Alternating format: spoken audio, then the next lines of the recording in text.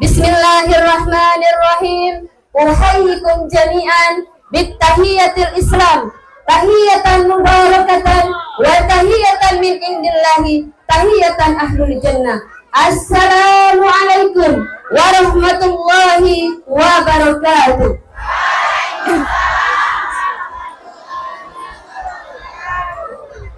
Innal hamdalillah nahmaduhu wa nasta'inuhu wa nastaghfiruh wa na'udzu billahi min sururi anfusina wa min sayyiati a'malina. May yahdihillahu fala mudilla lahu wa may yudlilhu fala hadiya lahu. Asyhadu an la ilaha illallah wa asyhadu anna Muhammadan abduhu wa rasuluhu la nabiyya ba'da. Qala Allah ta'ala fi kitabihil 'azim. A'udzu billahi minasy syaithanir rajim. Bismillahirrahmanirrahim. Ya ayyuhalladzina amanu taqullaha haqqa tuqatih wa la tamutunna illa wa antum muslimun.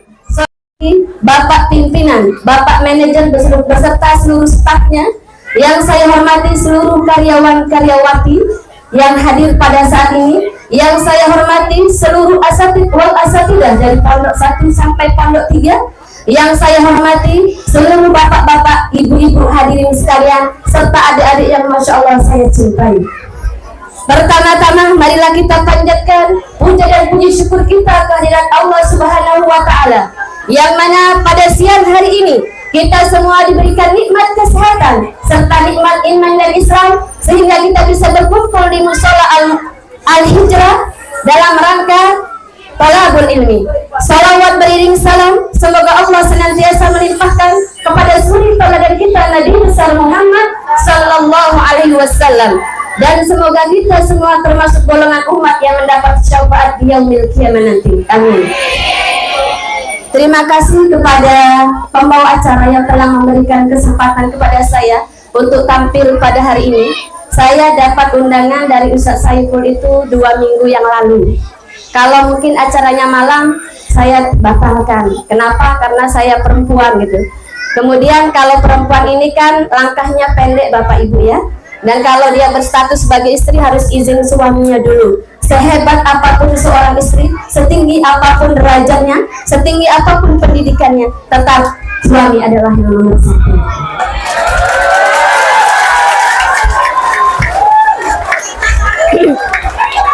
Bapak dan Ibu hadirin sekalian, izinkan saya memperkenalkan diri.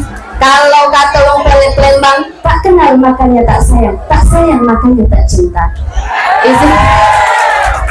Nama saya Ulfa Tunisa. Saya lebih senang dipanggil Bu Ulfa tanpa embel-embel ustazah, karena ustazah itu berat ya. Walaupun dalam bahasa Arab ustazah itu artinya bu guru gitu, ibu guru perempuan. Jadi siapapun guru perempuan itu dipanggil ustazah gitu. Jadi misalnya kalau misalnya dipanggilnya Bu Ustazah, itu sudah pemborosan kata. Kalau cuma ustazah aja itu sudah namanya bu guru perempuan. Seluruh bu guru perempuan yang ada di muka bumi panggilannya ustazah. Seluruh guru laki-laki yang ada di muka bumi namanya ustaz bahasa Arabnya. Nah begitu. Ini adalah pertama kalinya saya ke Muara Medak. Saya cari-cari di peta tak ada Muara Medak ya. Mohon maaf ya Bapak dan Ibu ya.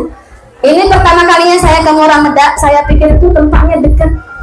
Ya, rupanya makin jauh, tapi serasa balik ke kampung halaman. Karena suasananya, jalannya, daerahnya, kanan kirinya itu asri, sama seperti pulang ke kampung sendiri. Dan di sini saya lihat ada banyak wali santri ya, yang anaknya sekolah di Pondok Pesantren Nurul Islam. Ya. Pekerjaan hari-hari saya itu adalah ibu rumah tangga, sambilan jadi guru ica-icaan. Ica-icanya berkata budak sekarang jadi cibi, ica-icanya. Kalau pekerjaan aslinya ibu rumah tangga. Nah seperti itu. Kemudian pendidikan saya, SD-nya saya SD Banjarjaya D3, Terang D3. Saya lahir di Jawa tapi masih bayi dibawa sama orang tua saya ke D3. Kemudian MTS-nya saya tempuh di Pondok Pesantren Gupi Nurul Jadid di D4. Jadi di Secimpang D4 masuk lagi ya. Kemudian MA-nya saya tempuh di Pondok Pesantren As-Salam Sungai Lilin. Di sana walaupun saya lulus MTS tidak bisa langsung kelas 1 aliyah, harus masuk satu eksperimen dulu. Jadi teman-teman saya 3 tahun aliyahnya, tapi saya karena masuk di As-Salam harus 4 tahun menempuhnya. Kemudian perguruan tingginya saya uji nyali sama uji nasib ceritanya. Icak-icaknya wong dusun ke kota. Nah, saya S1-nya di Institut Agama Islam Al-Aqidah Jakarta Timur. Kemudian saya sempat juga kuliah di Sekolah Tinggi Ilmu Usuluddin Dirasat Islami Al-Hikmah Jakarta Selatan. Bapak-bapak dan ibu-ibu hadirin sekalian, rasanya malu saya kalau berceramah di sini. Ini banyak orang-orang yang pintar, ini luar biasa. Ini bukan orang-orang sembarangan yang hadir di sini. Acaranya hari ini meriahnya luar biasa. Dari ibunya, dari anaknya semangat. Saya berharap tahun depan ya, walaupun bukan saya yang ceramah di sini, itu ada juga hiburan dari bapak-bapaknya. Ini kalau pengajian kaum adamnya biasanya sedikit jumlahnya. Kita kemana ini kaum adamnya? Ya, nanti tahun depan itu harus ada hiburan dari bapak-bapaknya. Terserah mau nasib boleh, persembahan puisi boleh ya Bu ya. Iya. Selama ini kan kalau masjid itu dipenuhi dengan ibu-ibu semua. Ibunya lah semangatnya luar biasa, anaknya luar biasa. Baru di sini saya melihat suasana pengajian yang masya Allah, dari yang 0 bulan sampai yang usianya mungkin ada yang 60 lebih gitu ya. Itu hadirnya melimpah ruah.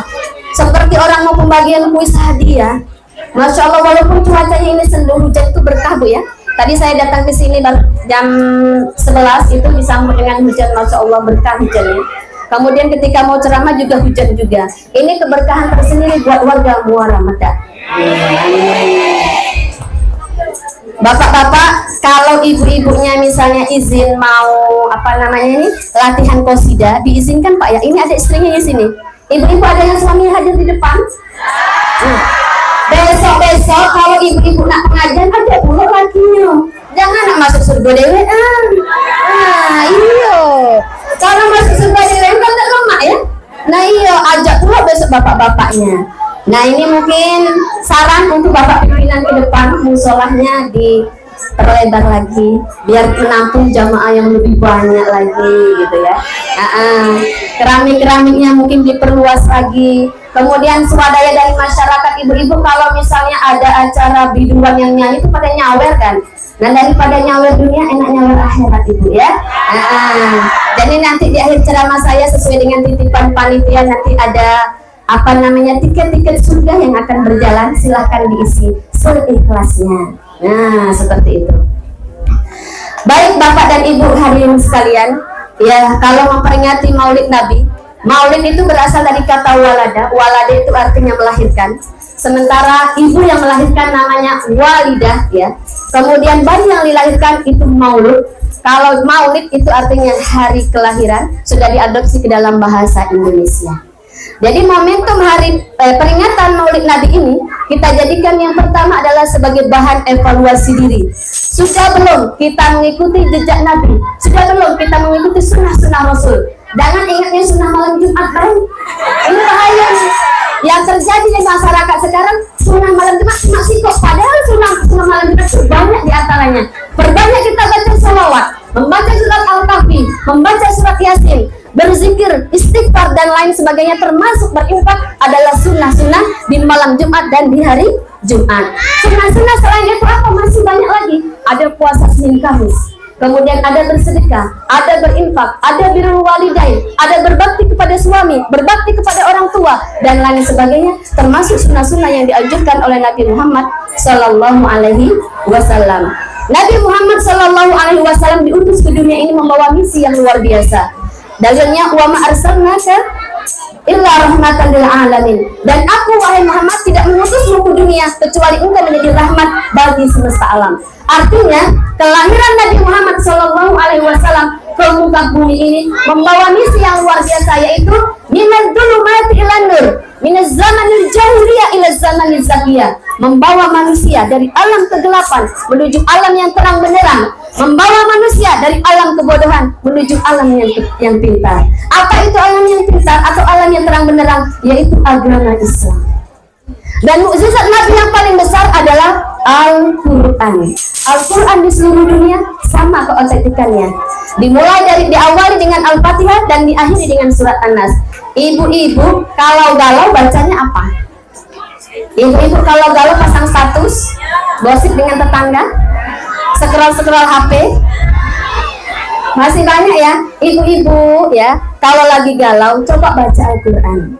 Kalau ibunya rajin baca Al-Quran, niscaya anaknya akan baca Al-Quran. Kalau ibu-ibunya rajin tiktokan, anak-anaknya pun rajin tiktokan. Kenapa ibu? Karena buah tidak akan jauh dari pohonnya. Kalau dia buah nangka, pasti kalau dia pohon nangka, buahnya nangka. Gak mungkin pohon nangka berbuah semangkuk. Iya kan? Kalau mamanya baik, itu akan lahir generasi yang baik. Mendidik anak itu dimulai bukan dari kita punya anak. Wahai para jombloan jomblowati, single man, kemudian single ladies yang belum menikah, mendidik anak itu dimulai dari memilih pasangan. Salah pilih pasangan, nyesel seumur hidup karena tidak pacak itu kan tidak pacak di itu.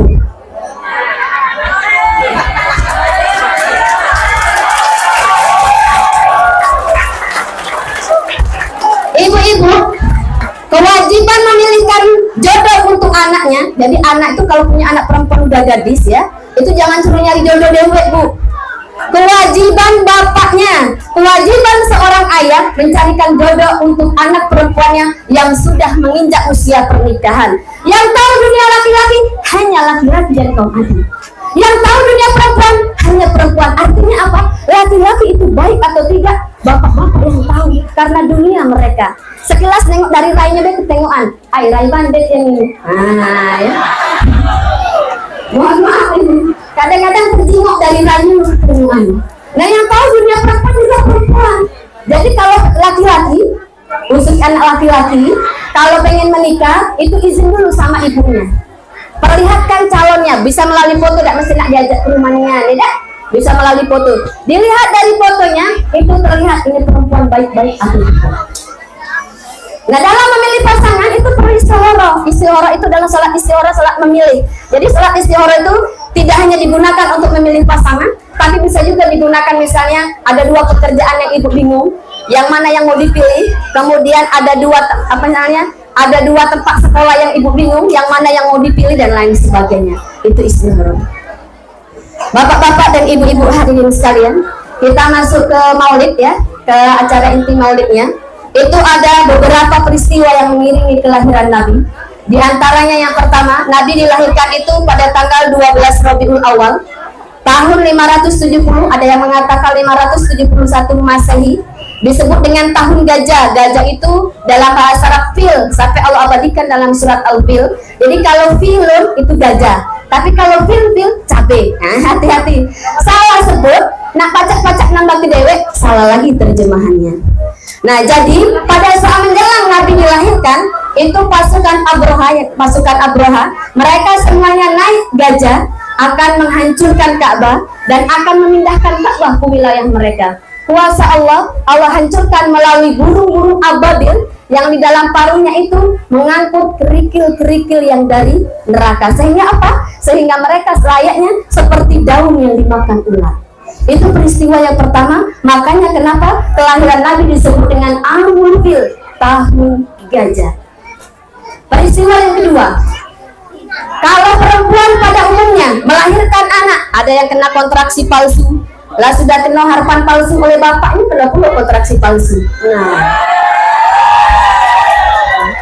kalau melahirkan Bu tidak ada yang enak. Mau sesar, mau lahiran normal, semuanya sakit. Ya Bu ya. Saya melahirkan 2 kali, itu sesar semua. Makanya tidak berani nambah yang ketiga, cukup 2. Khawatir hilang nyawa Bu kalau yang ketiga gitu. Nah mungkin bagi ibu-ibu yang lahirkan 4, 5, 6 ini luar biasa. Karena taruhannya nyawa. Sakit ya Bu ya? Masya Allah sakit. Kalau bapak-bapak lemak, ngerasa kesunat sekali doang. Berani gak bapak-bapak sunat 2 kali? Tidak berani.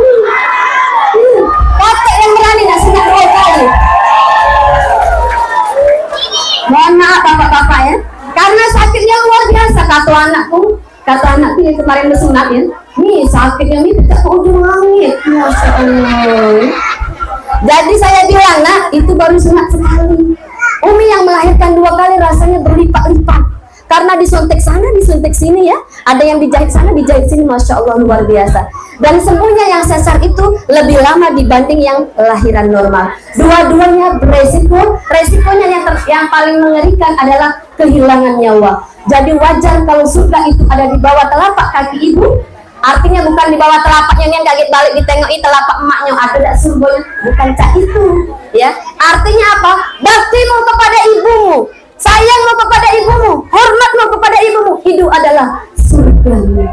Selama ibumu masih ada, selama ayahmu masih ada, selama kedua orang tuamu masih ada, jangan pernah engkau durhaka kepadanya. Kalau anak-anak ganteng, anak-anak cantik, sayangnya sama emaknya ya.